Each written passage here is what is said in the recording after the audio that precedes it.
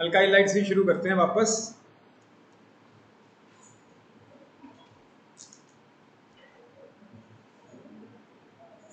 एक होते हैं अल्काइल लाइट और एक होते हैं अराइल लाइट, दोनों में डिफरेंस पता है? अल्काइल लाइट होता है अगर अपने पास अल्काइल ग्रुप से हैलोजन लगा हो। आर क्या है यहाँ पे? अल्काइल ग्रुप, जैसे CH3Cl, ठीक है, CH3CH2Cl। और एक होता है अराइल लाइट। अराइल लाइट क्या होता है? जब बेंजीन से क्या लगा हो? हैलोजन। यही था। अगर बेंजीन से डायरेक्टली हैलोजन लगा है तो उसको हम बोलते हैं अराइल लाइट। अगर अल्काइल ग्रुप से डायरेक्टली हैलोजन लगा है तो उसको हम क्या बोलते हैं? अल्काइल लाइट, है ना। अच्छा मुझे ये बताओ कि ये वाला जो ग्रुप है, बेंजीन को हम पीएच लिखते हैं शॉर्ट में, है ना, ये अल्काइल लाइट है या अराइल लाइट? अराइल। आयम, ये अल्काइल होगा। क्यों? क्योंकि बेंजीन से डायरेक्टली तो नहीं हैलोजन लगा, उसके बीच में एक कार्बन है, तो ये अल्काइल हैलाइड है। और अल्काइल हैलाइड कौन सा है? ये बेंजाइल है। कौन सा अल्काइल हैलाइड है? क्यों? क्योंकि बेंजीन के साथ वाले कार्बन से क्या लगा है? हैलोजन लगा है। अगर बेंजीन के साथ वाले कार्बन से हैलोजन लगता है तो उसको हम क्या बोलते हैं? बेंजाइल। फिर अपने पास होता था मिथाइल हैलाइड, इसको हम क्या बोलते थे? मिथाइल हैलाइड, क्योंकि इसके साथ में कोई भी एज सच कार्बन नहीं है, सिर्फ एक ही कार्बन है, जिसको हमने क्या बोला है? Methyl group, methyl halide. And अगर अपने पास एक हैलाइड है जिसमें हैलोजन 1 डिग्री कार्बन से लगा है, 1 डिग्री कार्बन मतलब इसके साथ एक और कार्बन लगा हुआ होगा, तो इस हैलाइड को हम बोलते थे प्राइमरी हैलाइड या 1 डिग्री हैलाइड। प्राइमरी या 1 डिग्री हैलाइड। एंड अगर अपने पास हैलोजन एक ऐसे कार्बन से लगा है जो कैसा है? 2 डिग्री, तो ये जो हैलाइड है ये कैसा हो जाता था? Secondary halide.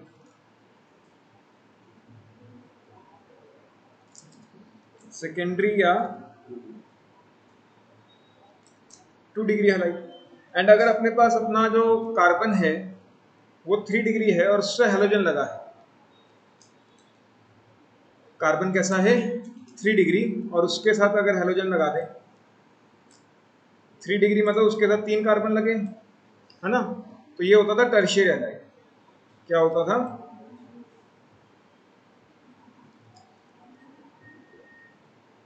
या 3 डिग्री हैलाइड। कोई दिक्कत?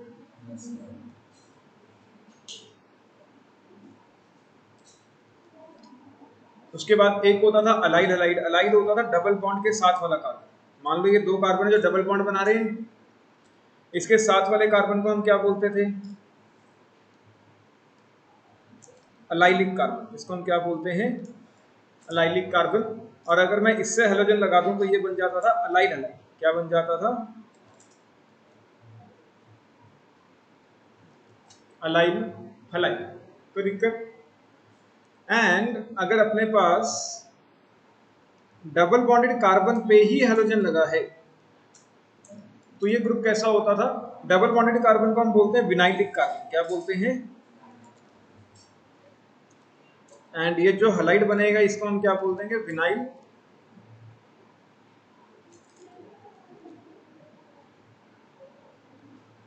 हैलाइड। कोई दिक्कत? मोनोहलाइड्स, ये सब के सब कैसे थे?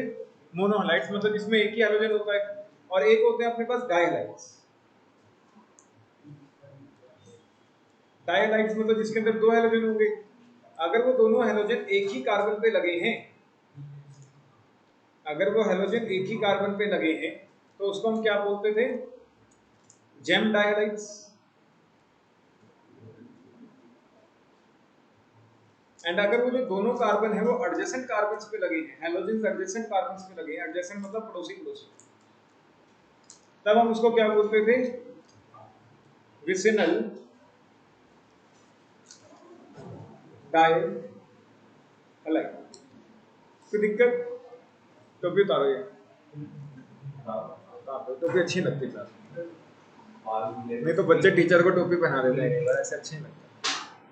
करे आगे, चलो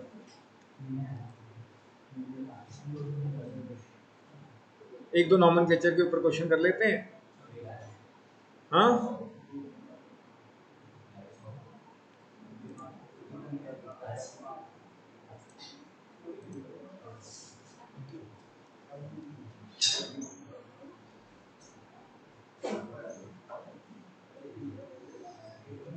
देखो इसमें लॉन्गेस्ट चेन यही बनेगी। अच्छा, लॉन्गेस्ट चेन इसमें दो पॉसिबिलिटीज है, एक तो यहां से चलते हैं ऊपर को चले जाते हैं, तब भी कितने कार्बन आ रहे हैं, 3। अब लॉन्गेस्ट चेन से एक रास्ता बाहर को जा रहा है तो इसमें एक ही सब्स्टिट्यूएंट होगा। लॉन्गेस्ट चेन के बाद जितने रास्ते बाहर को जा रहे हैं उतने सब्स्टिट्यूएंट। और अगर हम एक और इसका चेन बनाएं, इसमें क्या है, लॉन्गेस्ट चेन में 3 कार्बन है और एक सब्स्टिट्यूएंट है या नहीं। इसके अंदर अगर मैं लॉन्गेस्ट चेन स्ट्रेट ले जाऊं तब कितने कार्बन है, क्लोरीन तो लॉन्गेस्ट चेन में नहीं आता ना, लॉन्गेस्ट चेन में सिर्फ क्या आता है, कार्बन। अब इससे कितने रास्ते बाहर को जा रहे हैं, एक ये मिथाइल बाहर को जा रहा है और एक ये क्लोरीन बाहर को जा रहे हैं, तो 2 रास्ते बाहर को जा रहे हैं, तो इसके अंदर कितने सब्स्टिट्यूएंट हैं, 2। तो हमें वो चेन लेनी है जिसमें सब्स्टिट्यूएंट ज्यादा हो, अगर कार्बन कंटेंट क्या है दोनों में सेम। एंड नंबरिंग हम कहां से शुरू करेंगे, यहीं से, यहां से नंबरिंग क्यों शुरू करेंगे, ताकि जो अपना सब्स्टिट्यूएंट है उसको सबसे छोटा नंबर मिल जाए। तो इसका नाम क्या पड़ेगा, 1 क्लोरो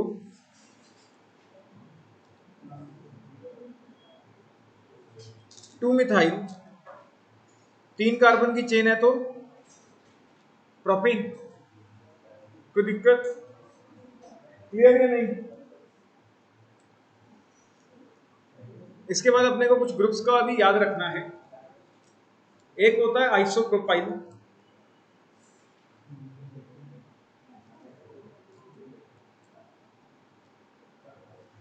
अगर मैं इस कार्बन से कुछ भी ग्रुप लगा देता हूं तो ये ग्रुप कैसा बनेगा, आइसोप्रोपाइल।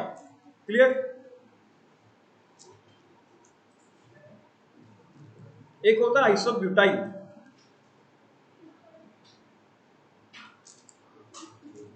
आइसोब्यूटाइल क्या होगा, 3 कार्बन चेन में और एक सेकेंड लास्ट पोजीशन पे, याद आया? नॉर्मल में होता था सारे के सारे लॉन्गेस्ट चेन। अगर मैं एन प्रोपाइल की बात करता, एन प्रोपेन, एन का मतलब होता है जितने कार्बन है सारे के सारे लॉन्गेस्ट चेन में लगा दो। तो अपने पास टोटल कितने कार्बन थे, तीनों के तीनों अगर लॉन्गेस्ट चेन में लगा दे तो वो क्या बनता था, एन प्रोपेन। जैसे अगर मैं कहता एन ब्यूटेन, कितने कार्बन है टोटल, 4 कार्बन, अगर चारों के चारों कार्बन में लॉन्गेस्ट चेन में लगा देता हूं तो ये क्या बनेगा, एन ब्यूटेन। कोई दिक्कत? आइसो में क्या होता है, एक कम कार्बन कर दो तो 4 में से कितने कार्बन की लॉन्गेस्ट चेन कर दी हमने, 3 की, और जो एक कार्बन बचता है उसको कहां लगाना है, सेकंड या सेकंड लास्ट पोजीशन पे। कोई दिक्कत? क्लियर? एक होता है टर्शियरी ब्यूटाइल, तुम्हें ये तीनों ग्रुप्स याद रखने हैं, iso propyl, iso butyl, and एक होता है टर्शियरी ब्यूटाइल।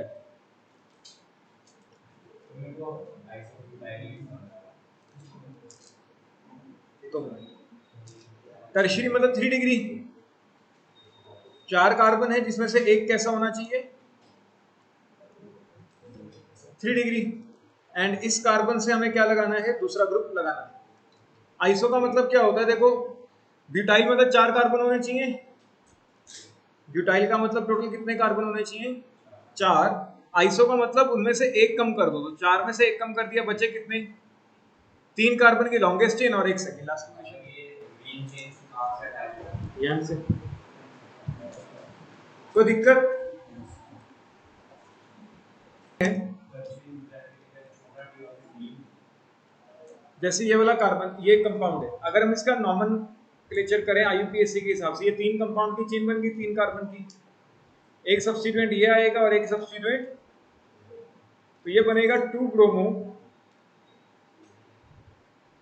क्योंकि नंबर 2 पे क्या लग रहा है, ब्रोमीन, तो 2 ब्रोमो और 2 पे ही क्या लगा है, 3 कार्बन की चेन है, तो क्या बन जाएगा। और अगर हम वैसे इसका कॉमन नेम करें, तो ये जो पूरा ग्रुप लगा है, ध्यान से देखो, ये जो पूरा ग्रुप है ऊपर वाला जो ब्रोमीन के साथ लगा है, ये क्या है, 4 कार्बन की चेन है, मतलब 4 कार्बन है टोटल, और एक कार्बन सेकंड पोजीशन पे लगा है, तो ये कौन सा ग्रुप बनेगा, आइसोब्यूटाइल। तो ये बन सकता है आइसो ब्यूटाइल, क्या सही लिख रहा हूं मैं, आइसोब्यूटाइल ब्रोमाइड, ये गलत हो रहा है। आइसोब्यूटाइल ब्रोमाइड तब होता है अगर 4 कार्बन की चेन हो, टोटल 3 कार्बन की चेन हो, और एक कार्बन कहां लगाया हो, सेकंड पे, लेकिन फिर ब्रोमीन कहां लगाना था, यहां लगाना था, या तो यहां या यहां, लेकिन यहां पे ब्रोमीन कहां लगा है, 3 डिग्री कार्बन पे, यहां पे ब्रोमीन तो कहां लगा है, तो ये आइसोब्यूटाइल ब्रोमाइड नहीं है, ये क्या है, tertiary butyl bromide, tertiary butyl, दोबारा समझो, देखो आइसो का मतलब होता है जितने कार्बन है उसमें से एक कम कर दो, आइसोब्यूटाइल मतलब 4 कार्बन थे, 4 में से कितने रह गए अब, 3 कार्बन की चेन बना दी, किसी एक कार्बन को लगा दिया सेकंड पे या सेकंड लास्ट पे, यहां से देखोगे तो सेकंड है, यहां से देखोगे तो सेकंड लास्ट है, और जो बाकी का बचा हुआ ग्रुप है वो या तो इस कार्बन पे लगाना है या इस कार्बन पे लगाना है, क्लियर, दोनों में से किसी एक पे लगाना है, तब जाके वो बनता है आइसोब्यूटाइल ब्रोमाइड। अगर मैं यहाँ पे ब्रोमीन को यहाँ पे ना लगा के यहाँ लगा देता, तब ये कंपाउंड कैसा बनता, आइसोब्यूटाइल ब्रोमाइड, लेकिन हमने ब्रोमीन कहाँ लगा दिया है, यहाँ पे, और ये तो किस कार्बन से लगा हुआ है, तो ये कौन सा कार्बन बन गया, टर्शियरी ब्यूटाइल ब्रोमाइड, यही तो था, देखो टर्शियरी ब्यूटाइल ब्रोमाइड, कोई दिक्कत, ये कॉमन नेम है टर्शियरी ब्यूटाइल ब्रोमाइड, आईयूपीएसी क्या आएगा, 2 ब्रोमो 3 मिथाइल प्रोपेन, कोई दिक्कत, समझ आया। और एक और ग्रुप होता है, पीछे एक और ग्रुप लिखे, नियोपेंटाइल, नियोपेंटाइल क्या होता है, 5 कार्बन की सबसे छोटी चेन, नियोपेंटाइल क्या होता है, 5 कार्बन की सबसे छोटी चेन, और यहां पे कहीं पे तुम्हें ग्रुप लगाना है किसी एक भी कार्बन में, ठीक है, ये चारों ग्रुप कार्बन सेम है, चाहे यहां लगा दो, चाहे यहां लगा दो, चाहे यहां लगा दो, चाहे यहां लगा दो, कोई दिक्कत।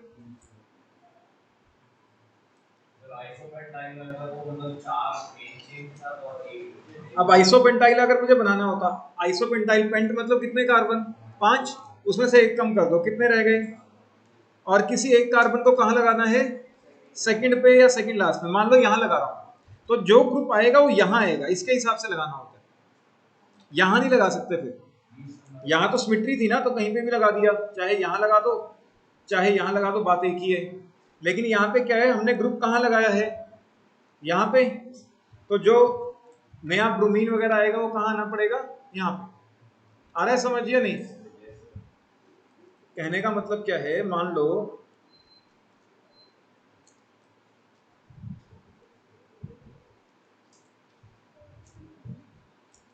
मैं तुम्हें इसका नाम पूछता, इसका नाम क्या पड़ेगा बताओ, आईयूपीएसी ने बताओ पहले तो, ये 3 कार्बन की चेन हो गई, नंबरिंग कहां से करेंगे,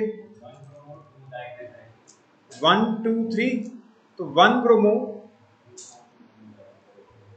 अब 2 मिथाइल हैं तो 2 बार 2 आएगा, क्योंकि दोनों मिथाइल कहां लगे हैं, 2 पे, तो 2,2,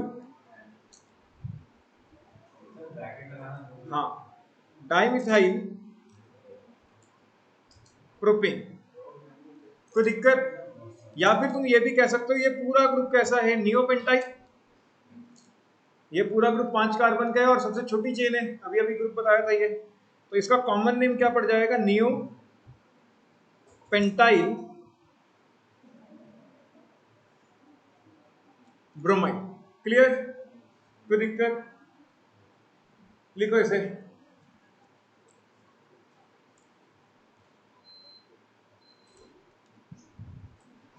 ये कौन है जिसका फोन चुन चुन करी जा रहा है?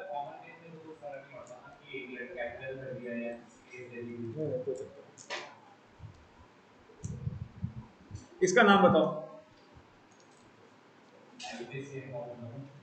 दोनों बता दो। पहले तो ये लॉन्गेस्ट चेन रहेगी। निकोल, इसका नाम क्या होगा?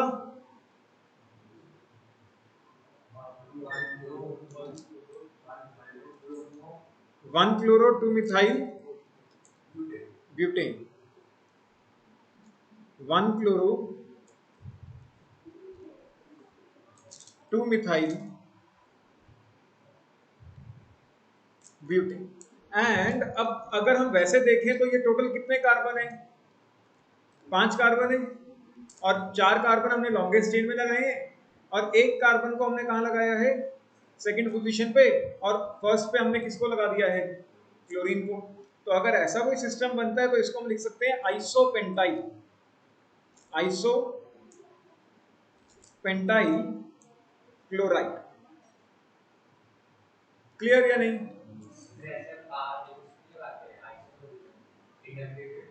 नहीं, वो अलग है, इंडक्टिव इफेक्ट तो अलग है। चलो इसका नाम बताओ। अब देखो लॉन्गेस्ट चेन तो यही है, नंबरिंग कहां से करेंगे, यहां से। क्यों? क्योंकि हमें डबल बॉन्ड को छोटा नंबर, सबसे पहले छोटा नंबर किसको देना होता है, फंक्शनल ग्रुप को, अगर फंक्शनल ग्रुप आए। फिर किसको देना होता है, अनसैचुरेशन को। फिर अपने पास यहाँ पे कोई भी फंक्शनल ग्रुप नहीं था, ब्रोमीन एक सब्स्टिट्यूएंट होता है, हेलोजन एक सब्स्टिट्यूएंट होता है, फंक्शनल ग्रुप नहीं होता है। तो अपने पास अनसैचुरेशन है, तो अनसैचुरेशन को छोटा नंबर देने के लिए मैंने इसको क्या कर दिया है, नंबर 1। तो 1 2 3, तो इसका नाम क्या पड़ेगा, 3 ब्रोमो प्रॉप, और डबल बॉन्ड है तो 1 पे क्या लग जाएगा, इन लग जाएगा। तो दिक्कत नोट करें।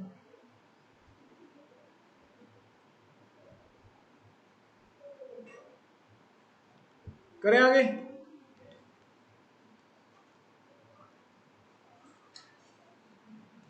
इसकी बात करते हैं, ये अराइवल लाइन है क्योंकि यहाँ पे हेलोजन डायरेक्टली किससे लगा है, बेंजीन से। और अगर मैं बेंजीन के साथ अकेला बेंजीन लेता, मैं शॉर्ट में इसको पीएच लिख देता हूँ, और इसके साथ क्लोरीन लगा देता, तो ये क्या बनता, क्लोरोबेंजीन बनता या नहीं। इसको हम क्या बोलते हैं, क्लोरोबेंजीन। अब नंबर 1 इसको कर दो, नंबर 2 इसको कर दो, ठीक। तो ये क्या बन जाएगा, 2 मिथाइल, या 1 chloro 2 methyl, 1 chloro 2 methyl benzene. यदि मैंने मिथाइल को नंबर 1 क्यों नहीं किया, फंक्शनल ग्रुप तो क्लोरीन है ही नहीं, ऐसा तो कभी कहा ही नहीं किस। कोई बात नहीं, अगर तुम नहीं कर पाए तो हम इससे पूछेंगे, क्या कहते हैं, शुभराम बैठा है। हाँ, अल्फाबेटिकली, अल्फाबेटिकली इसका नाम क्या है, क्लोरो, और CH3 का नाम क्या है, मिथाइल। तो C पहले आता है अल्फाबेटिकली, तो इसीलिए मैंने क्लोरीन को नंबर 1 किया है और मिथाइल को नंबर 2 किया है। कोई दिक्कत, समझ आया या नहीं?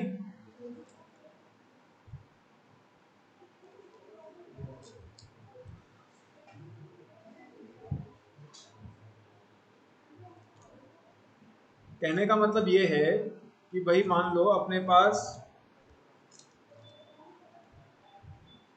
कोई ऐसा अल्फाबेट, सारे हेलोजन पहले ही आ जाते हैं ना, चक्कर वही है, आई लगा लेते हैं। ईटी का मतलब क्या होता है? इथाइल। एमई जहां पे लिखा हो उसका मतलब होता है मिथाइल। एमई का मतलब क्या होता है? मिथाइल। और ईटी का मतलब क्या होता है? इथाइल। अब इसका नाम बताओगे? One ethyl to आइडो। अब इथाइल पहले आएगा क्योंकि ई पहले आता है एज कंपेयर टू आई। तो वन इथाइल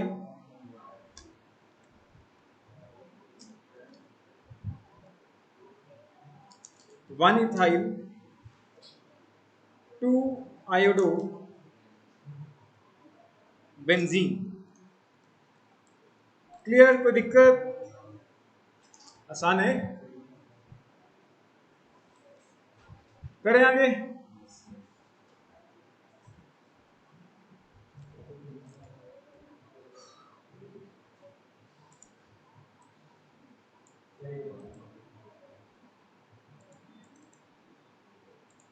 इसका नाम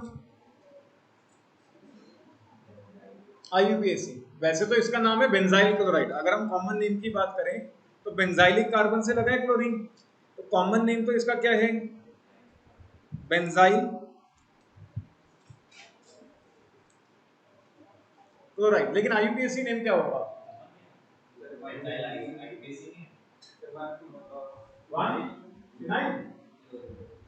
क्लोरीन कौन सा अपना फंक्शनल ग्रुप है? अच्छा देखो, यहाँ पे कोई फंक्शनल ग्रुप तो है नहीं।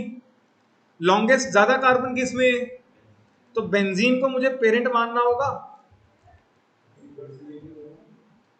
बेंजीन को क्या मानना होगा? पेरेंट। और इसको क्या मानना पड़ेगा? सब्स्टिट्यूएंट। तो अब ये सब्स्टिट्यूएंट का नाम क्या बन जाएगा? क्लोरोमिथाइल। एक कार्बन है, अगर अकेला CH3 होता तब हम क्या लिखते हैं? मिथाइल। अगर अकेला Cl होता तो क्या लिखते हैं? क्लोरो। अब दोनों है तो हम क्या लिख देंगे? क्लोरोमिथाइल। क्लियर या नहीं? इसका नाम क्या है? कॉम्प्लेक्स सब्स्टिट्यूएंट है ना। ये सब्स्टिट्यूएंट के अंदर क्या है? सब्स्टिट्यूएंट। तो इसको नंबर 1 करते थे, 1 पे क्लोरीन लगा है तो 1 क्लोरो मिथाइल। 1 लिखो ना लिखो बात एक ही है। नहीं समझ आया यतीम? तो इसका नाम क्या पड़ेगा? 1 क्लोरोमिथाइल। निकुल तुम्हें कुछ समझ आया? तो 1 क्लोरो मिथाइल और साथ में क्या आ जाएगा? बेंजीन। कोई दिक्कत? वो कोई चक्कर नहीं है, इतना कॉम्प्लेक्स। समझ आया?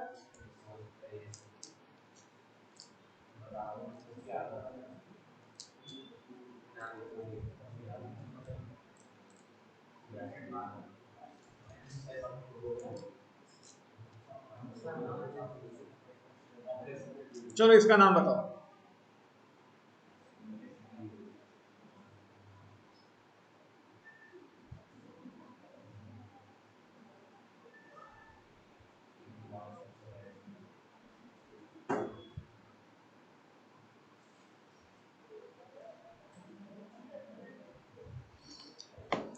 चलो देखो, इसको नंबर 1 कर लेंगे, इसको नंबर 2। तो ये तो क्लियर है कि 1 पे क्या लगा है। लेकिन अब देखो, अगर यहाँ पे 3 कार्बन की स्ट्रेट चेन होती तब हम उसको क्या लिख देते? प्रोपाइल। लेकिन यहाँ पे क्या है, अगर मैं इसको स्ट्रेट चेन मान लेता हूँ, किसी एक को स्ट्रेट चेन मान लो, चाहे इसको स्ट्रेट चेन मान लो, चाहे इसको स्ट्रेट चेन मान लो। मैं मान लेता हूँ कि ये मेरी स्ट्रेट चेन है, तो ये क्या हो गया? इथाइल। और इथाइल के साथ क्या लगा है? और वो भी कौन से कार्बन पे? 1 पे। तो हम इसको ऐसे लिख सकते हैं 1 ब्रोमो 2। इसका नाम क्या पड़ेगा? एक तो मिथाइल लगा है और एक क्या लगा है? इथाइल। आ रहा है समझ? एक तो मिथाइल लगा है और एक क्या लगा है? इथाइल। तो 1 ब्रोमो 2 पे क्या लगा है? Methyl ethyl. और अब तो कोई सब्स्टिट्यूएंट नहीं बचा, तो क्या लिखेंगे? बेंजीन। और वैसे अगर हम कॉमन नेमिंग की बात करें तो ये क्या है? आइसोप्रोपाइल। क्लियर?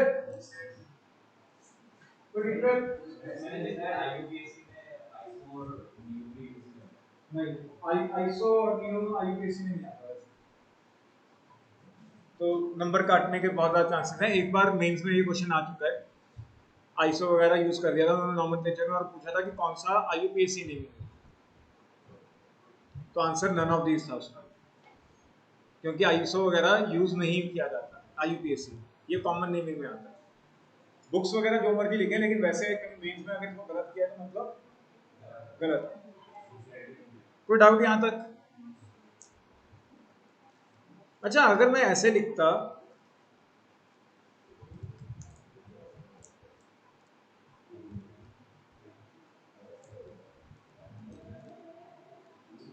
तब क्या पड़ता है इसका नाम?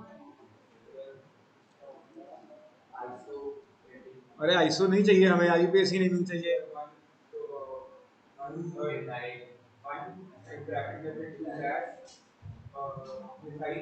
अब देखो, ये लॉन्गेस्ट चेन है, प्रोपेन नहीं प्रोपाइल, ये लॉन्गेस्ट चेन है, तो ये बन गया अपने पास क्या, 3 कार्बन की चेन है, तो ये बन गया प्रोपाइल, बन गया या नहीं? और एक और सब्स्टिट्यूएंट है इसके अंदर, कौन? मिथाइल, लेकिन वो नंबर 2 पे लगा है। अगर इसको नंबर 1 करें, ये कहां पे लगा है? 2 पे, तो इसको हम लिखेंगे 2 मिथाइल प्रोपाइल। ये तो सब्स्टिट्यूएंट का नाम बन गया, और ये लगा कहां पे है? नंबर 1 पे। तो 1 पे लगा है 2 मिथाइल प्रोपाइल, और तो कोई सब्स्टिट्यूएंट नहीं है, तो क्या बन जाएगा?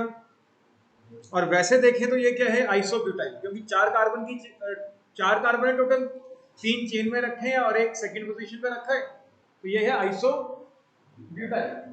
तो दिक्कत कितना आसान है बताओ, कुछ भी तो नहीं है। चलो इसी बात पे हम आयम से एक क्वेश्चन पूछ लेते हैं। अगर हमें आयम आंसर नहीं कर पाया तो आदित्य आंसर करेगा, अगर आयम आंसर ना कर पाया तो, या एक काम करते हैं, दोनों से आंसर पूछ ही लेते हैं।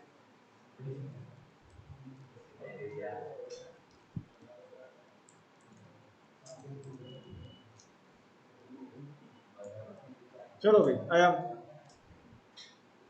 अरे रुक जाओ, आयम बताएगा सिर्फ, और कोई नहीं।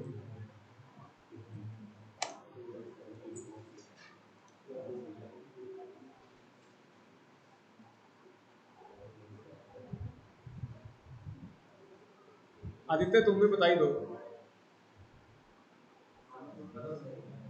श्रीन आंसर।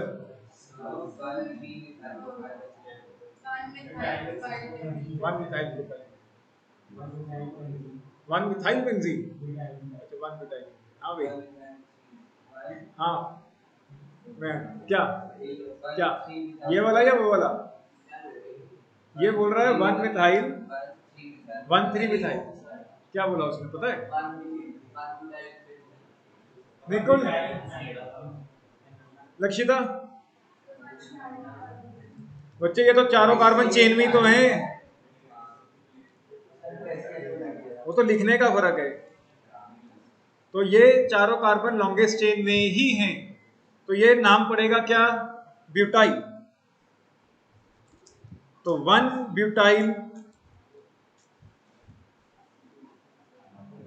आदित्य अपना फर्ज अदा करता हुआ, अपना क्या कहते हैं, यतीन को थैंक यू बोलता हुआ, क्योंकि स्टार्टिंग में ही उसने बता दिया था।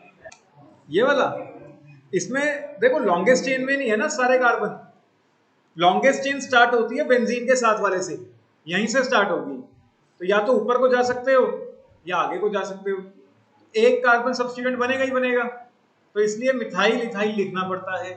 यहाँ पे लॉन्गेस्ट चेन यहाँ से स्टार्ट होगी, लॉन्गेस्ट चेन हमेशा बेंजीन के साथ वाले कार्बन से ही स्टार्ट होगी।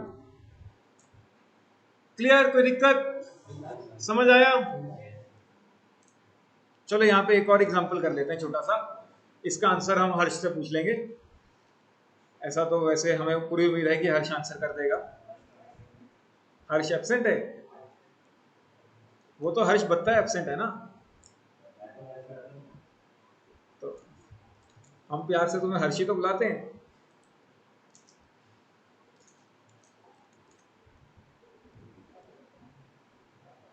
चलो भैया, तुम्हारे लिए छोटा सा कंफर्म, इससे आसान क्या होगा? या चलो एक और कर देते हैं काम, बस बताओ आंसर।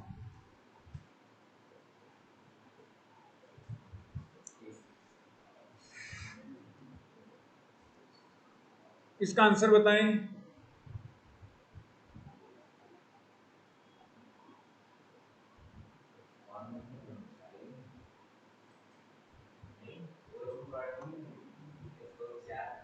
अरे सिर्फ वही आंसर करेगा और कोई नहीं, ओएच को ही मिलेगी, बिल्कुल मिलेगी।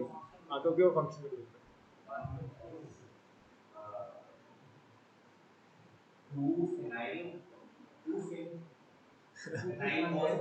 फिनाइल ओल, शाबाश, ये पहली बार सुना वैसे मैंने। हाँ क्या, हाँ ओल, बढ़िया बढ़िया, सही रास्ते पे चल रहे हो सब। शिरीन, इससे मजे की बात क्या हो सकती है कि रिवीजन में ऐसे ऐसे आंसर आए। प्रोपेन टू ओल, बस। अब बेंजीन का one benzene one propanol. Lakshita, आयम,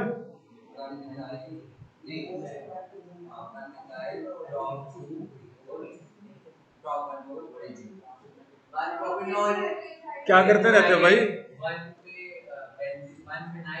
अब लॉन्गेस्ट चेन ये बनेगी। अब बेंजीन को लॉन्गेस्ट चेन नहीं ले सकते, क्योंकि लॉन्गेस्ट चेन वो होती है जहां पे फंक्शनल ग्रुप आता हो। अभी तक हमने जितने भी एग्जांपल किए उसमें कोई भी फंक्शनल ग्रुप नहीं था। अगर फंक्शनल ग्रुप नहीं था तो हमने देखा कि बेंजीन पे ज्यादा कार्बन है, तो बेंजीन को हम क्या मान लेते थे, पेरेंट, और साइड वाले को हम क्या मान लेते थे, सब्स्टिट्यूएंट। लेकिन यहाँ पे क्या आ चुका है, फंक्शनल ग्रुप आ चुका है या नहीं? अगर फंक्शनल ग्रुप आ गया तो वो लॉन्गेस्ट चेन बनेगी जिसमें फंक्शनल ग्रुप आता हो, irrespective of number of carbon, चाहे कार्बन कम आए चाहे कार्बन ज्यादा आए। तो अब बेंजीन अपने लिए क्या बनेगा? और जब हम बेंजीन को सब्स्टिट्यूएंट यूज करते हैं तो इसको हम क्या नाम देते हैं, देते हैं या नहीं? तो क्या नाम पड़ेगा इसका? नंबरिंग कहां से करें? यहां से करेंगे तब भी फंक्शनल ग्रुप को 2 मिल रहा है, यहां से करेंगे तब भी फंक्शनल ग्रुप को क्या मिल रहा है, लेकिन यहां से करने पे बेंजीन को भी छोटा नंबर मिल जाएगा। तो अपने लिए नंबरिंग कौन सी सही है?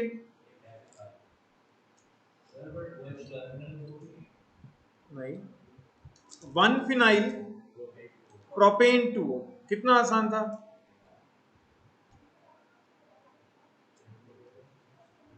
कोई दिक्कत? पता नहीं क्या क्या बनाने लग गए थे तुम लोग तो, इनोवेशन की भी हद होती है। नहीं, कार्बोक्सिलिक एसिड डालो तो कार्बन बीच में आएगा ना। अब चलो इसी में एक और एग्जांपल कर लो, अब तुम कहते हो तो इसी में एक और एग्जांपल करा दो।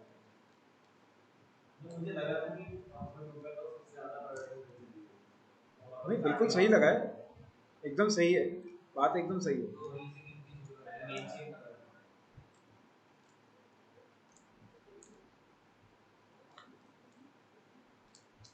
चलो इसका नाम बताएं।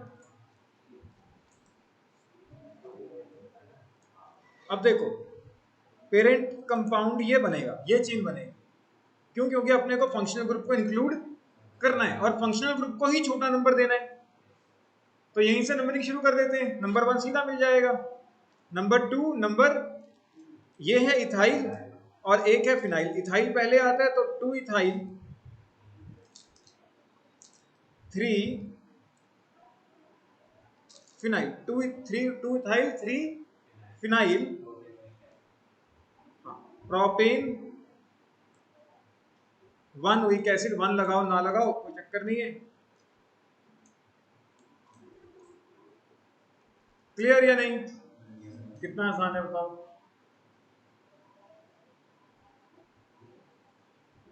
करें आगे क्या?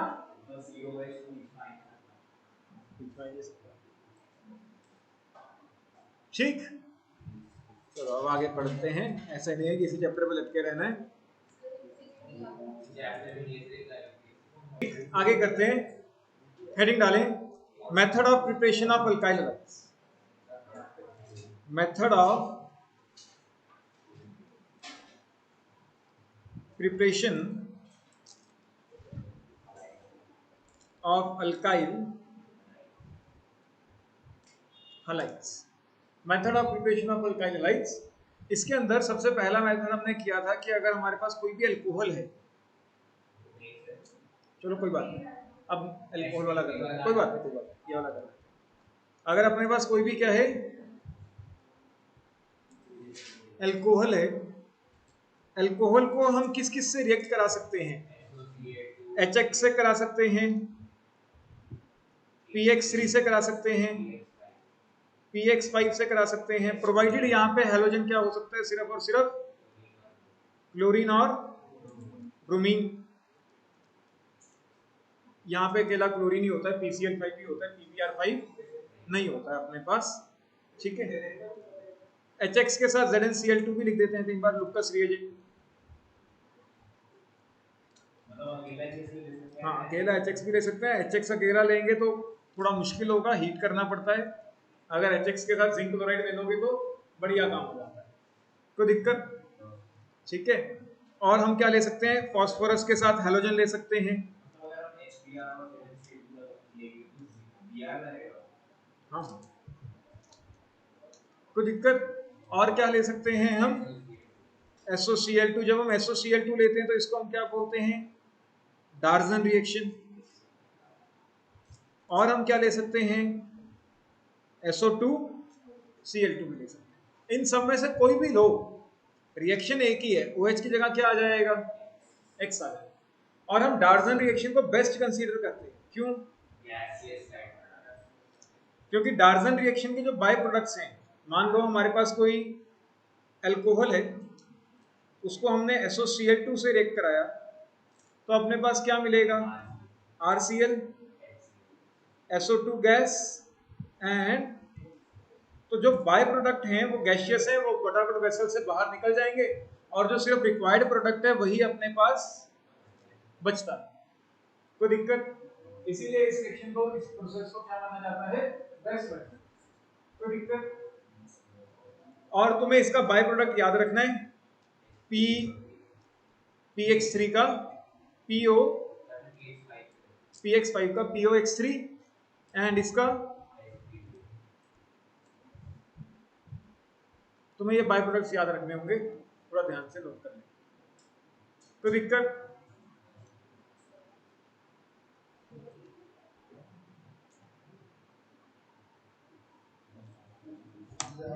आगे करते हैं, फ्रॉम हाइड्रोकार्बन, अरे तो चलो आगे करें, from hydrocarbon.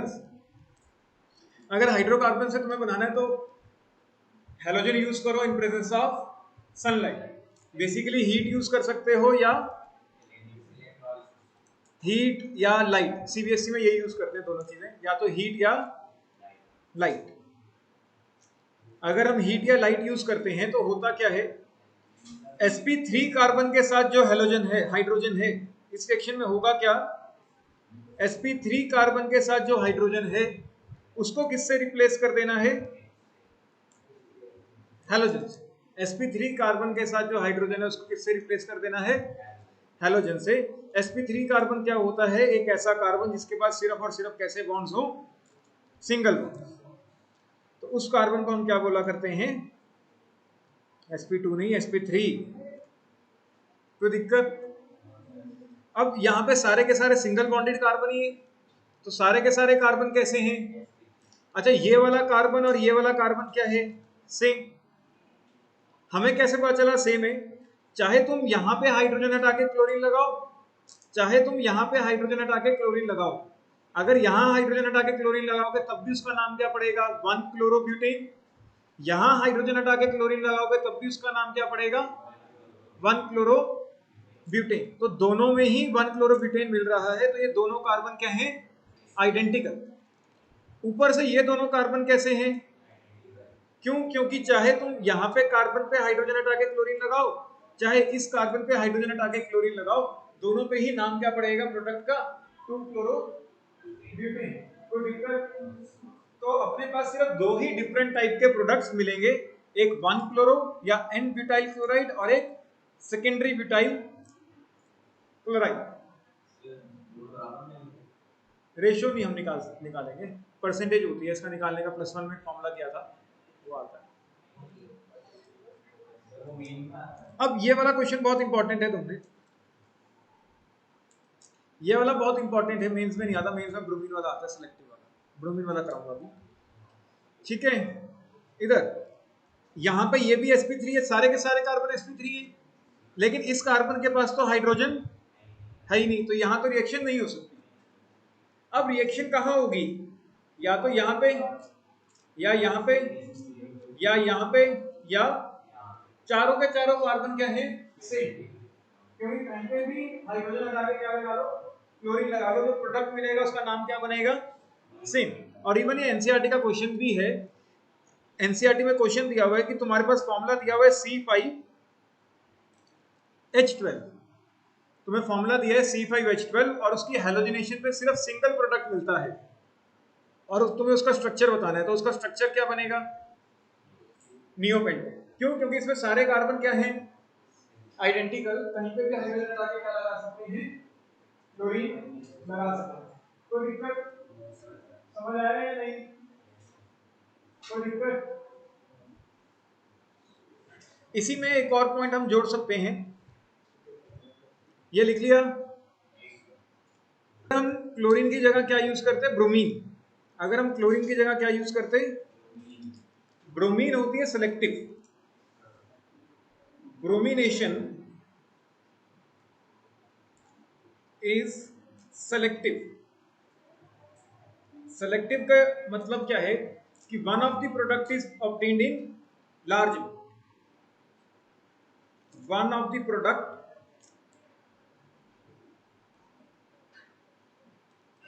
is obtained in more amount। अगर दो या दो से ज्यादा प्रोडक्ट मिल रहे हैं तो उसमें से कोई एक प्रोडक्ट क्या होगा, ज्यादा अमाउंट में मिलेगा, एंड उस प्रोडक्ट को हम क्या बोलते थे, मेजर।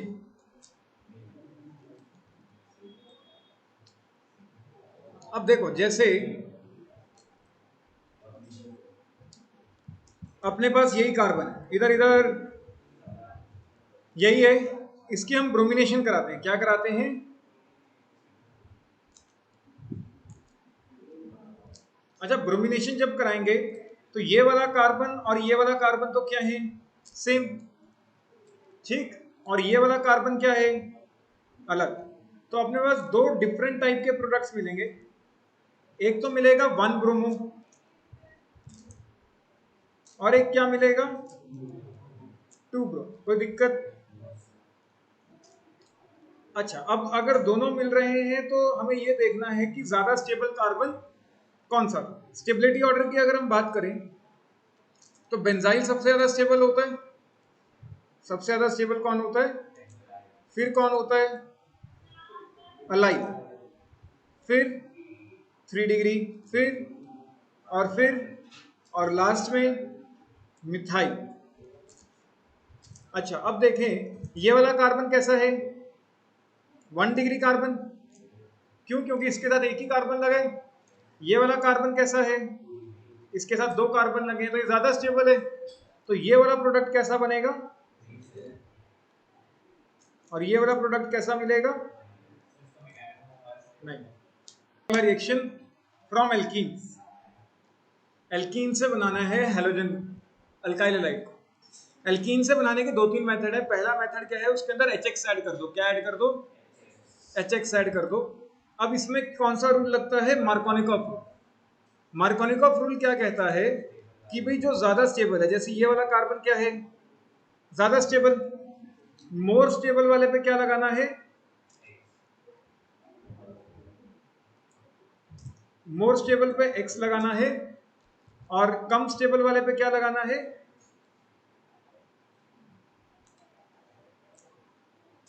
क्लियर या नहीं।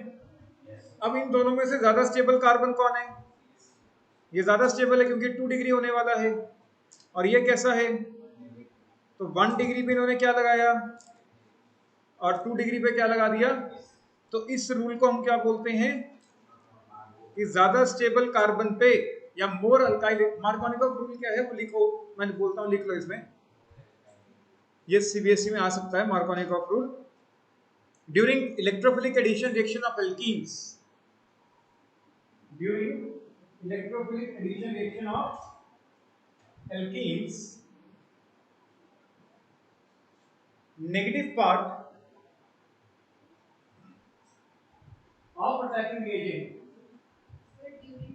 during electrophilic addition reaction of alkenes, negative part of attacking reagent is attached to, negative part of attacking reagent is attached to more alkylated carbon, alkylated bracket में लिखो more stable carbon, more alkylated bracket में लिखो more stable carbon, and positive part is attached with, and positive part is attached with less alkylated bracket में लिखो less stable carbon। ठीक, क्योंकि जब हम इलेक्ट्रोफिलिक एडिशन रिएक्शंस कराएंगे तो ज्यादा स्टेबल वाले कार्बन पे क्या लगेगा, नेगेटिव पार्ट। यहाँ पे नेगेटिव पार्ट क्या है, हैलोजन, और ज्यादा स्टेबल वाले पे क्या लगेगा, ज्यादा स्टेबल वाले पे हैलोजन और कम स्टेबल वाले पे हाइड्रोजन।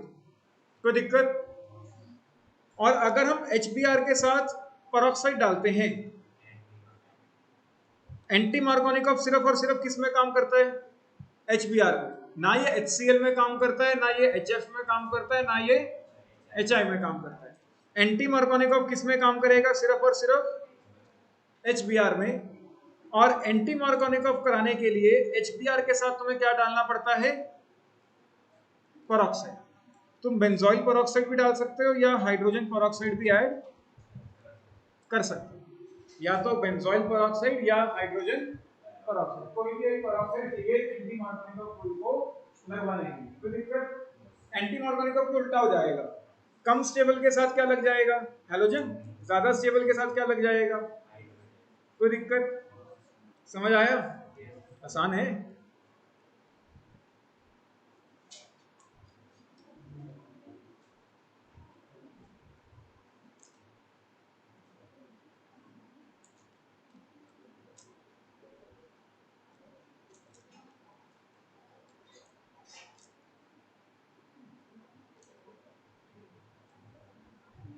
इसका प्रोडक्ट बताएं। Find out the product. थोड़ा जूम आउट कर सकते हैं।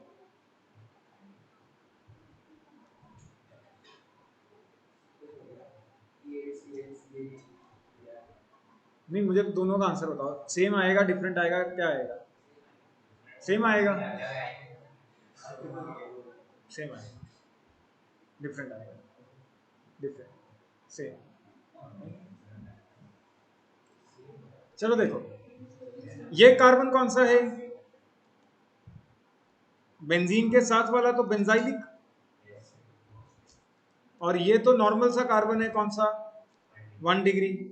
तो ज्यादा स्टेबल कौन है, HBr। अगर अकेला डालेंगे तो कौन सा रूल लगेगा, मार्कोनिकॉफ रूल लगेगा या नहीं? मार्कोनिकॉफ रूल लगेगा तो अपना नेगेटिव पार्ट कहाँ लगेगा। अच्छा, डबल बॉन्ड तोड़ देना है, कई बच्चे डबल बॉन्ड भी बनाए रखते हैं, फिर ज्यादा वो मुश्किल हो जाती है। तो यहाँ पे ब्रोमीन आ जाएगा, कोई दिक्कत? लेकिन अगर मैंने HBr के साथ पेरोक्साइड डाल दिया तो कौन सा रूल लगेगा, और एंटी मार्कोनिकॉफ में क्या होगा, यहाँ पे हाइड्रोजन लग जाएगा और कम स्टेबल वाले पे क्या लग जाएगा, Br। कोई दिक्कत? समझ आया या नहीं? आसान है, करें इधर, बस आगे काम करें। अगला मेथड क्या है, एल्कीन्स के साथ। अभी हमने एल्कीन से बनाया, अब किससे बना रहे हैं, एल्कीन से ही बनाया था। अभी हमने HX ऐड किया था, अब HX की जगह हम क्या ऐड कर रहे हैं, bromine. Bromine in presence of CCl4। यहाँ पे हाँ, क्लोरीन भी ऐड, कोई भी हाइड्रोजन ऐड कर सकते हैं, सिर्फ ब्रोमीन या क्लोरीन ऐड कर सकते हैं। अब इसमें सिंपल सा है, क्या होना है, डबल बॉन्ड खत्म हो जाएगा, डबल बॉन्ड खत्म होते ही दोनों साइड पे क्या आ जाएगा, हैलोजन। पड़ोसी पड़ोसी कार्बन पे क्या आ गया, हैलोजन आ गया। तो इसको हमने क्या बोल दिया, विसिनल डाइब्रोमाइड। कोई दिक्कत, इससे सिंपल रिएक्शन नहीं मिलेगी।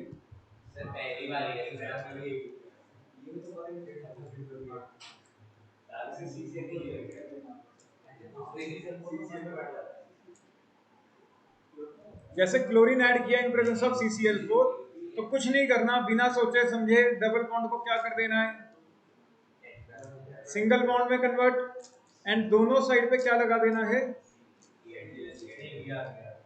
अरे Br तो ना लगाना है। अब तुम तो ये भी रट्टा लगा लोगे फिर कि Br ही लगाना है, फिर पता चलेगी। कोई दिक्कत, समझ आया, तुम्हें समझ आया पक्का? चलो एक रिएक्शन का बताओ। अरे ये तो अपना ट्रेंड है ना।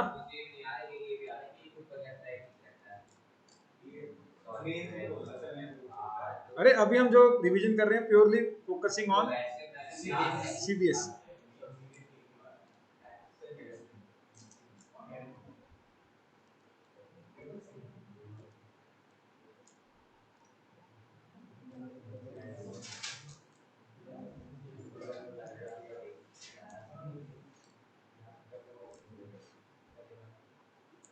चलो बताओ,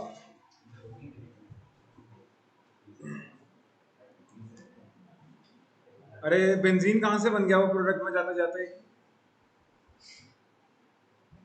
मैंने तो बेंजीन बनाया ही नहीं था।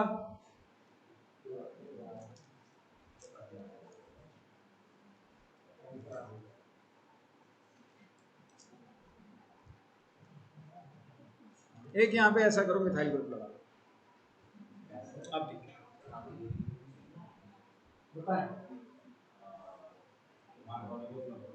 आंसर तीनों ABC। देखो bromine in presence of sunlight, यहाँ sp3 कार्बन भी रिएक्शन होती है, sp3 होता है सिंगल बॉन्डेड, ये भी है, ये भी है, ये भी है, और इनफैक्ट ये दोनों कार्बन क्या है, सेम। ये वाला कार्बन और ये वाला कार्बन दोनों सेम है, और ये वाले दो कार्बन आपस में सेम। दोनों, ऊपर वाला कैसा है, अलाइलिक। अलाइलिक क्या होता है, डबल बॉन्ड के अगले वाला। तो क्योंकि ये अलाइलिक है तो ये ज्यादा स्टेबल होगा, तो यहां पे हाइड्रोजन हटा के हमने क्या लगा देना है, तो बाकी सब कुछ एज इट इज पड़ा रहेगा, डबल बॉन्ड पे कोई रिएक्शन नहीं होगी।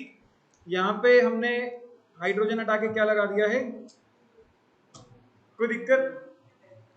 अच्छा अगर हम CCl4 ले लेते हैं तब रिएक्शन कहाँ पे होती है, डबल बॉन्ड पे। अगर हम CCl4 ले लेते हैं तब रिएक्शन कहाँ पे होती है, और ब्रोमीन हटके क्या आ जाता है, क्लोरीन क्लोरीन आ जाता है, और जो मिथाइल ग्रुप था वो वैसा का वैसा ही रह जाएगा। और अभी अभी हमने किया, अगर हम HBr ऐड करते हैं तो मार्क, ब्रोमीन ही तो लिखा है, ये देखो। और अगर हम HBr ऐड करते हैं तो ज्यादा स्टेबल कार्बन कौन है, ये वाला ज्यादा स्टेबल है, तो यहाँ पे ब्रोमीन लग जाएगा मार्कोनिकॉफ रूल में।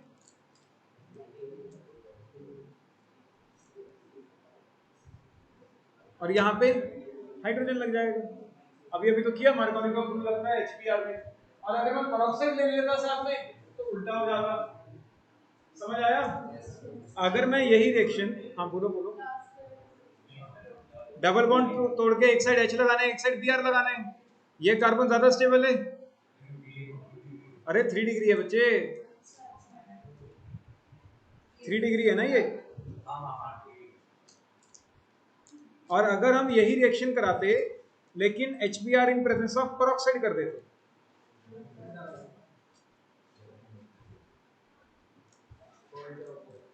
तब इसका उल्टा प्रोडक्ट बनता। यहां पे H लगता ज्यादा स्टेबल वाले पे, और यहां पे क्या लगता, कितना आसान है। अरे फर्स्ट वाले में क्या किया है, तो किसी एक भी लगाना है। करते हैं, अगला है हैलाइड एक्सचेंज रिएक्शन, और ये इंपॉर्टेंट रिएक्शंस थी। इसके अंदर हमने कहा था कि हम अगर आयोडाइड बनाते हैं तो सिर्फ और सिर्फ कौन सी रिएक्शन यूज करते हैं, और अगर फ्लोराइड बनाना है तो कौन सी रिएक्शन यूज करते हैं। ये एक एक नंबर में सीबीएसई में डायरेक्ट पूछ ली जाती है। Discuss Finkelstein and discuss Swarts. Finkelstein में तुम्हें क्या लेना है, NaI या KI, NaI या KI in presence of acetone, in presence of, बस X हट के क्या आ जाएगा, I आ जाएगा। X क्या हो सकता है यहाँ पे, क्लोरीन या ब्रोमीन। यहां पे भी X क्या हो सकता है, क्लोरीन या ब्रोमीन। इनमें से किसी एक से रिएक्शन कराना है, सारे नहीं डालने। AgF, Hg2F2, COF2 या एसीटोन लिख दो।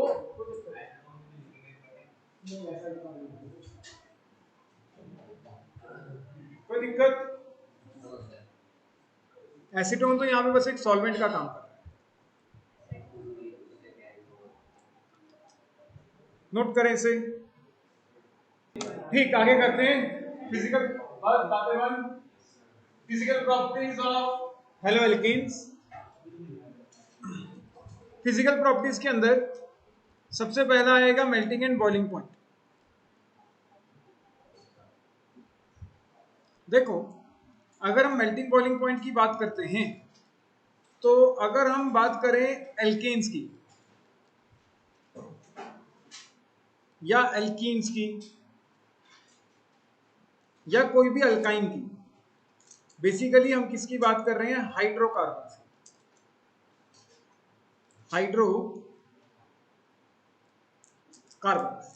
हाइड्रोकार्बन क्या है, जिसके अंदर सिर्फ कार्बन और अगर सिर्फ कार्बन हाइड्रोजन है तो वो हमेशा ही कैसा होगा, नॉन पोलर।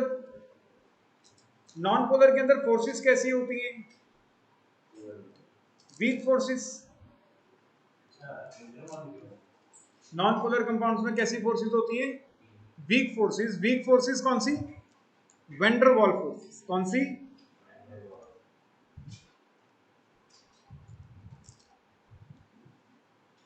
और अगर फोर्सेस वीक है तो उनका मेल्टिंग बॉइलिंग पॉइंट क्या रहेगा,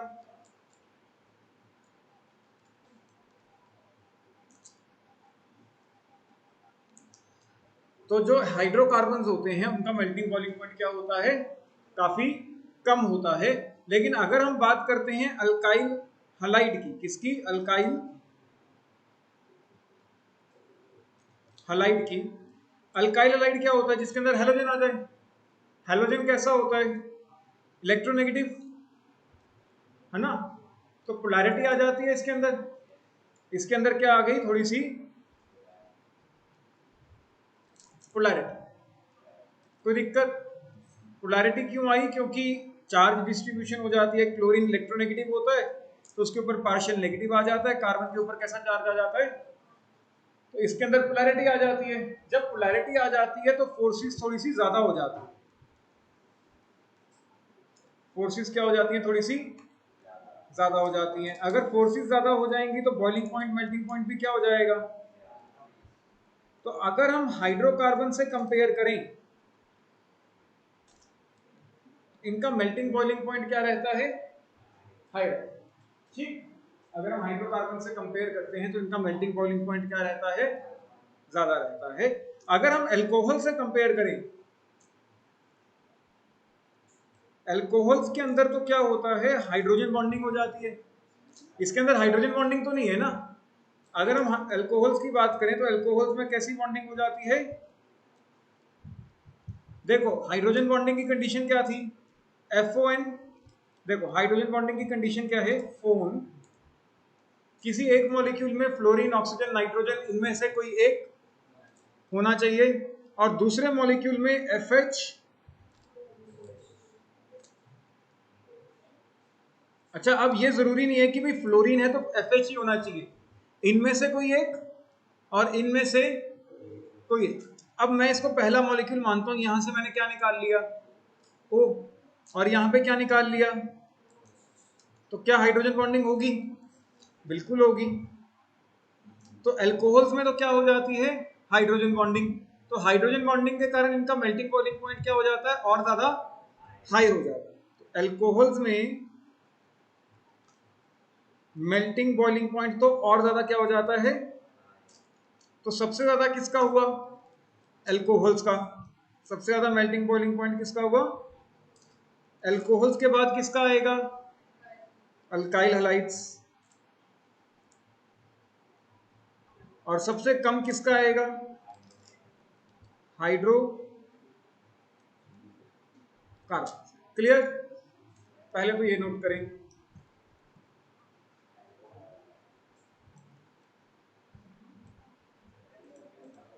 अच्छा, अगर अभी हमने देख लिया कि अल्काइल हैलाइड का मेल्टिंग बॉइलिंग पॉइंट क्या होता है? हाइड्रोकार्बन से तो ज्यादा होता है। लेकिन अगर हाइड्रोकार्बन में ही मतलब अल्काइल हैलाइड में एक बार हम क्लोरीन ले लें, एक बार हम ब्रोमीन ले लें और एक बार हम आयोडीन ले लें, आर ग्रुप सेम रखा है, कार्बन सेम है, बस क्लोरीन की जगह क्या कर दिया है? ब्रोमीन, और ब्रोमीन की जगह क्या कर दिया है? तो इसके अंदर क्या होता है? मास बढ़ता है। फ्लोरीन का मास कम है, क्लोरीन का और ज्यादा है, ब्रोमीन का और ज्यादा है, आयोडीन का। तो जैसे जैसे मास बढ़ेगा तो फोर्सेस भी बढ़ेंगी। मास बढ़ने से क्या होता है? फोर्सेस। तो बॉइलिंग पॉइंट भी क्या होएगा? इंक्रीज। क्लियर या नहीं? कोई दिक्कत? कौन सी फोर्सेस बढ़ती हैं? Van der Waals forces. कौन सी फोर्सेस? जैसे जैसे मास बढ़ता है वेंडरवॉल फोर्सेस बढ़ती हैं। वेंडरवॉल फोर्सेस बढ़ने से बॉइलिंग पॉइंट भी क्या हो जाता है? बढ़ जाता है। कोई दिक्कत? समझ आया या नहीं?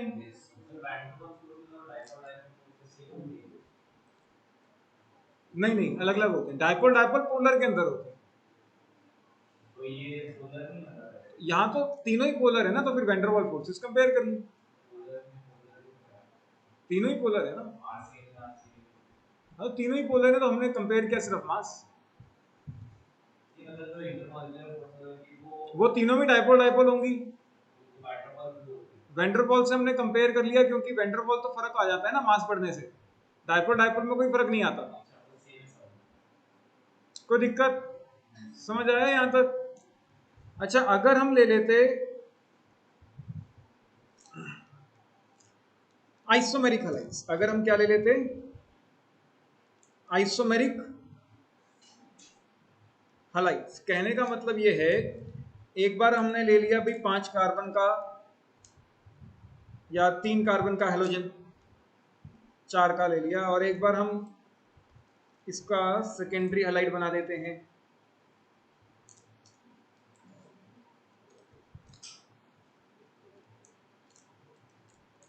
एक बार हम इसका टर्शियरी हैलाइड बना देते हैं। अब देखो, हेलोजन भी सेम है और कार्बन कंटेंट भी क्या है? सेम। तो जैसे जैसे हम इधर जा रहे हैं ब्रांचिंग बढ़ रही है, लॉन्गेस्ट चेन छोटी होती जा रही है ना। यहाँ पे 4 कार्बन की लॉन्गेस्ट चेन है, यहाँ पे मतलब बेसिकली ये 1 डिग्री है, ये कैसा हो गया? 2 डिग्री। और ये कैसा हो गया? तो जैसे जैसे हम लेफ्ट टू राइट जाते हैं तो ब्रांचिंग क्या करती है? इंक्रीज। ब्रांचिंग इंक्रीज होने से सरफेस एरिया क्या हो जाता है? सरफेस एरिया क्या हो जाता है? डिक्रीज। सरफेस एरिया डिक्रीज होने से वेंडरवॉल फोर्सेस क्या हो जाती हैं? वीक। तो बॉइलिंग पॉइंट भी क्या हो जाएगा? लो। तो सबसे ज्यादा बॉइलिंग पॉइंट होता है इसका, फिर इसका, और लास्ट में तो दिक्कत। अगर हम इसके सॉल्युबिलिटी की बात करते हैं, इनसॉल्युबल इन वाटर, क्योंकि ये वाटर के साथ हाइड्रोजन बॉन्डिंग नहीं कर सकते। अगर किसी भी चीज को पानी के अंदर सॉल्युबल होना है तो पानी के साथ क्या करना होगा? हाइड्रोजन बॉन्डिंग बनानी होगी। लेकिन ये ऑर्गेनिक सॉल्वेंट्स में कैसे होते हैं? और कुछ फ्लोराइड्स भी इवन सॉल्युबल होते हैं, थोड़े से छोटे से फ्लोराइड जो होते हैं जिसमें कम कार्बन हो, वो भी कहीं ना कहीं क्या होते हैं? सॉल्युबल हो जाते हैं। क्यों? क्योंकि वो भी हाइड्रोजन बॉन्डिंग शो कर जाते हैं, लेकिन बहुत कम। ठीक है? कोई दिक्कत? समझ आया या नहीं? और डेंसिटी की अगर हम बात करें तो इनकी डेंसिटी वाटर से ज्यादा होती है। Bromo, iodo and polychloro derivatives of hydrocarbons are heavier than water, and जैसे जैसे कार्बन बढ़ता जाएगा इसकी डेंसिटी भी बढ़ती है। सिंपल। अगर अगर हम हैलोजन चेंज करें तो जैसे जैसे हैलोजन का मास बढ़ेगा उसकी डेंसिटी भी बढ़ेगी। आयोडीन की डेंसिटी ज्यादा होगी, ब्रोमीन की डेंसिटी कम होगी। कोई दिक्कत? क्लियर या नहीं? आसान है।